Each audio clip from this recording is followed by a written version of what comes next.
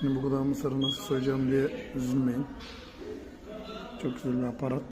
Elinizde herhangi bir boruya 3 tane vida attığınızda videoda gösterdiğim gibi şarjlı kapla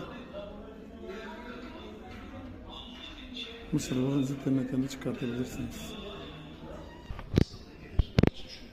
Makkabın ucuna böyle bir vida taktım.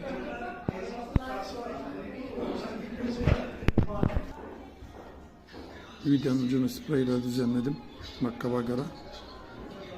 Çok güzel oluyor.